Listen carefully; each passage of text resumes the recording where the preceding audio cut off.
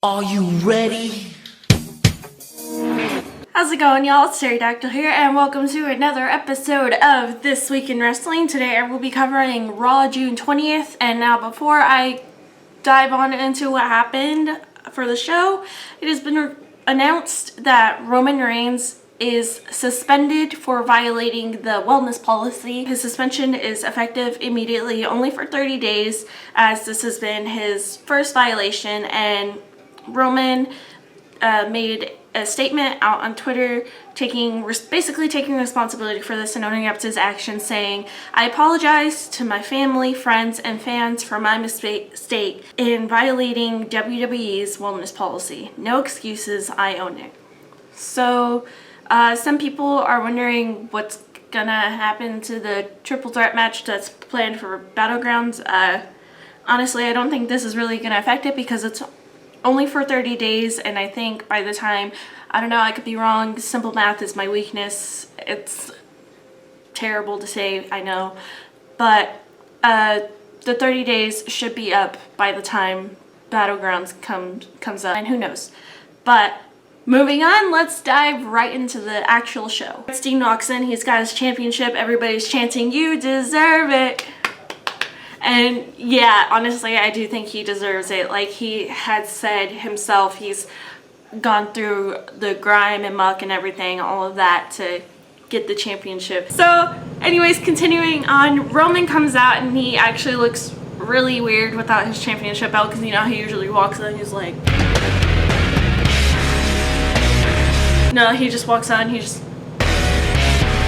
like, there's no arm holding the belt or anything. He grabs the mic, he goes in and he says, "Last night wasn't my night. It was your night. And I want to say congratulations, and I'm happy.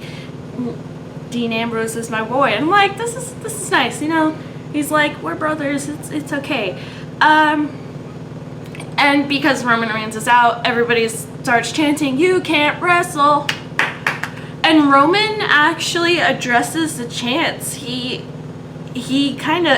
cracks a little bit. He says, like, "Everybody out there with your seats, go on drinking your beer or whatever, I don't care. You can chant that all you want." I'm like,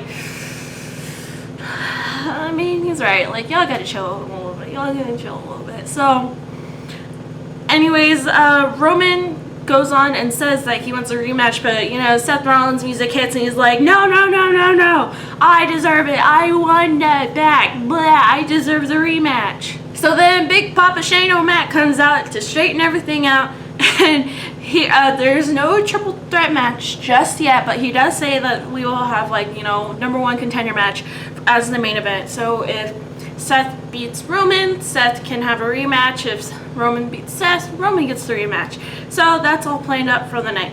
So the first official match of the night, it is Sami Zayn versus Kevin Owens. Fight forever. Fight forever.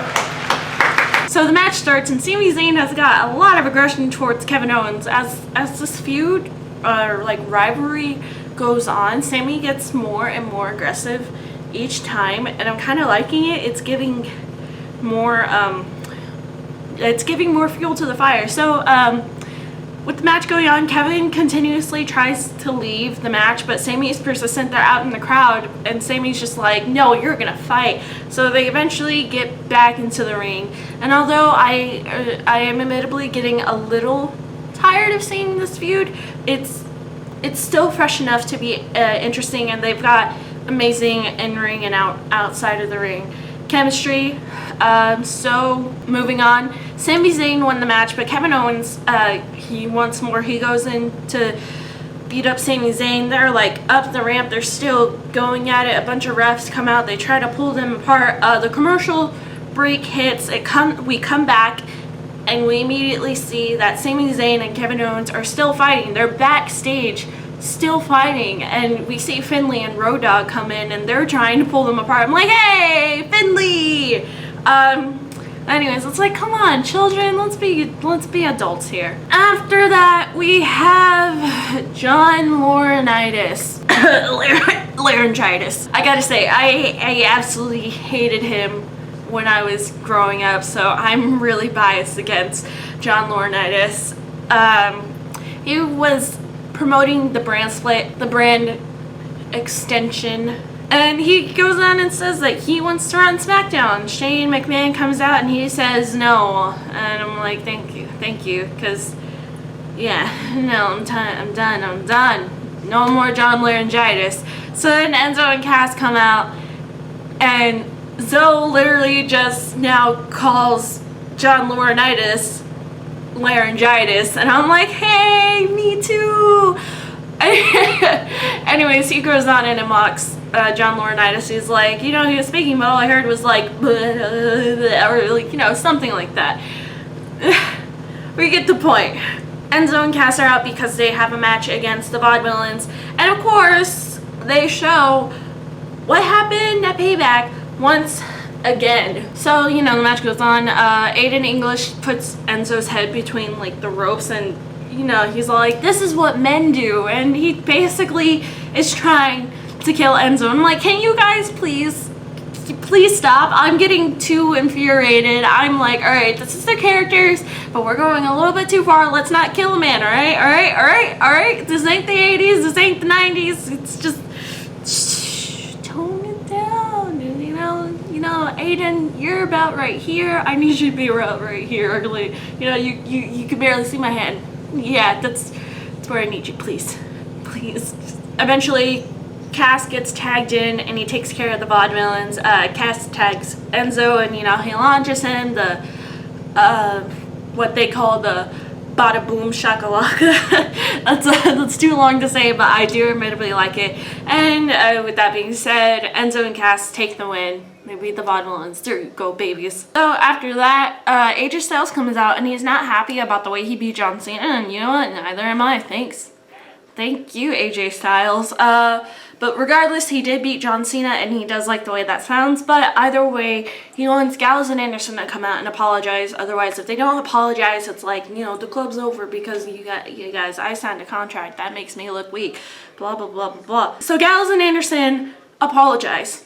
Nice. I mean, it was a little weird, but either way, they did apologize. And then AJ goes, I want you to apologize to John Cena. So John Cena comes out, and of course they apologize, but Cena's not having it. He's like, no, you're standing there with your club and with the club in your hand. And I'm like, ooh, yep, little ones aren't gonna catch on to that joke.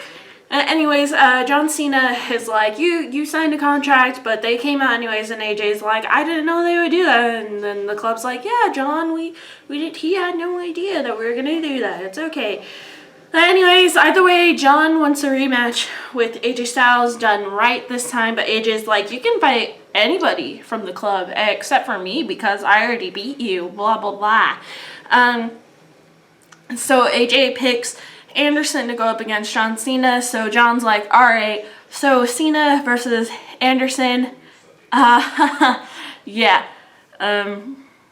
John Cena tore apart. He tore apart Carl Anderson. There was no fight whatsoever. But of course, as Anderson was covered by Cena, just like Cena was expecting, and the whole world was expecting, the club comes out, and then the Magic Killers delivered. Blah, yay, club. Next match up, it is Zack Ryder versus Baron Corbin. Why Zack Ryder? Baron Corbin needs somebody to punch around, to look strong. But surprisingly, Zack Ryder did put up a good fight, but that wasn't enough because, of course, how else would it end? Baron Corbin delivers the end of days, and he takes the win.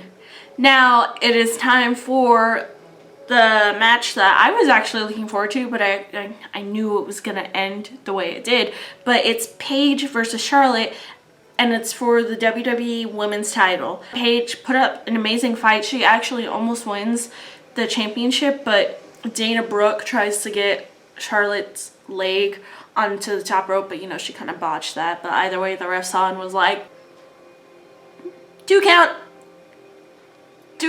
So with that being said, Paige gets distracted by Dana Brooke. Charlotte takes advantage. Charlotte wins. Yay. So Charlotte and Dana Brooke are heading up the ramp. Paige is kind of mad. And then What do we hear? We hear Sasha Banks' music. Sasha Banks is back. Sasha Banks is back. The one who should really be champion is back. So Dana's like, you, and then Dana runs and Sasha takes her out with like one hit. I'm like, dang, legit boss. Sasha versus Charlotte. Battlegrounds, anybody? SummerSlam? Ooh, you know what they'll probably do?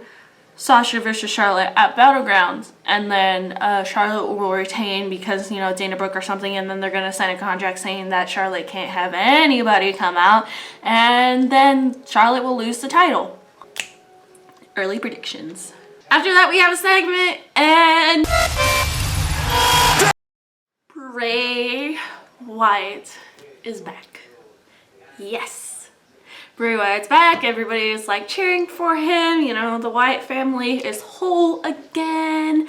And then Bray's just like, "Do you miss me?" And we're all like, "Yeah, we did." But you know, Bray was giving a you know, his like super creepy speech as he normally does. But the New Day comes out and they interrupt Bray's speech. New Day is just like, "Man, you guys gotta be more positive. Stop sucking the energy out of everybody, because, you know, New Day rocks." But it was weird because Xavier Woods like kind of blinked out and he started walking towards Bray Wyatt as if they had like some sort of like actual supernatural power to them. It's weird, but you know, Kofi's just like, dude, what are you doing? And then Woods, you know, he snaps out of it, and then Bray's just kind of like doing his like a little like, you know, evil, sinister laugh, and he just like says like, "I've seen your future in New Day Falls. New Day Falls." So Bray Wyatt's basically saying that New Day is gonna fall apart soon, or, you know, not soon, but it will come to an end, and that was it. But even though it was cut off by the New Day, I really miss Bray Wyatt. I'm so happy that he's back. After that, it is Rusev versus Titus O'Neil because Titus is mad about what happened at Money in the Bank. The championship is not on the line.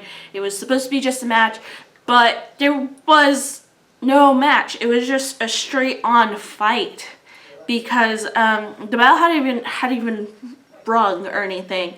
But Titus just like did not hold back at all on Rusev. Titus is basically just getting out all of his anger out on Rusev because Rusev disrespected his family and everything, and I'm just gonna like, Titus, your son hit Rusev. But okay, it's all about disrespecting his family, so you know, never piss off a family man. That's the lesson here. Rusev retreated, and that's it. That was it.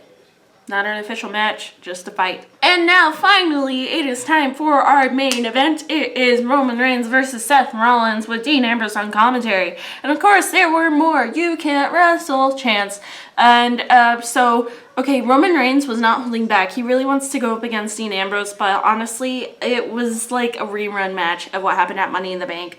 It almost got to the same levels as Money in the Bank because Monday's match was still good and intense, but Money in the Bank was better, and I think that's just because the title was on the line. Both men were lying out on the ground, and they both got counted out. Nobody got back into the ring on time, so no number one contender. That's weird, except Shane McMahon comes out and he was just like, no, that's not how we're gonna end things here. We need a number one contender. So we're gonna have, like, I guess he was gonna say we're gonna have you guys start the fight all over again, but Dean was like, I'll fight the both of them, man. So Shane was just like, all right, I'm gonna give you that, but you're gonna fight the both of them at the same time on the same night.